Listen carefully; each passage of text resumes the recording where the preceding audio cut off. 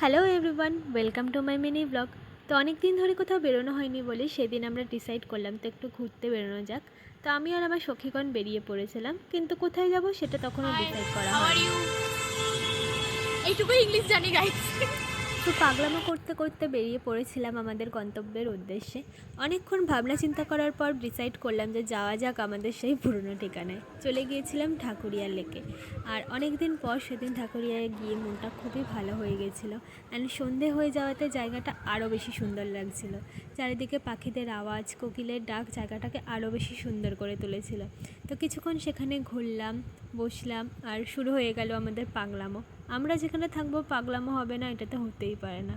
আর সময়টা এইভাবেই যে কোথা দিয়ে চলে যায় সেটাও আমরা বুঝতে পারি না। অ্যান্ড চারিদিকটা এতটাই অন্ধকার হয়ে গেছিলো যে ফটো ভিডিও কিছুই নেওয়া যাচ্ছিল না। তাই আমরা চলে গেছিলাম তার পাশেই একটা জায়গায়, দক্ষিণাপন নামে। সেদিন সানডে ছিল বলে জায়গাটা এত সুন্দর করে সাজানো হয়েছিল যে দেখতে সত্যিই অপূর্ব লাগছিল। আর চারিপাশে ছেলে মেয়েদের গানের আড্ডা জায়গাটাকে আরও বেশি সুন্দর করে তুলেছিল। তা আমরাও একটা জায়গা নিয়ে সেখানে বসে পড়েছিলাম, আর আমাদের গাড়িরই পানা ওখানে দেখানো শুরু করে দিয়েছিলাম। তারপর কিছুক্ষণ ওরা খেলো, আমি ওদের খাওয়ালে একটু লোভ দিয়ে দিলাম চোখ সাপার। তারপর ওখানে কিছুটা সময় কাটালাম। তারপর বাড়ি ফেরার পথে একটা পাপড়ি চাট কিনে নিলাম, অ্যান্ড এটাই খেতে খেতে আমরা বাড়ির পথে রওনা হলাম। তো দ্যাটস আওয়ার ডে।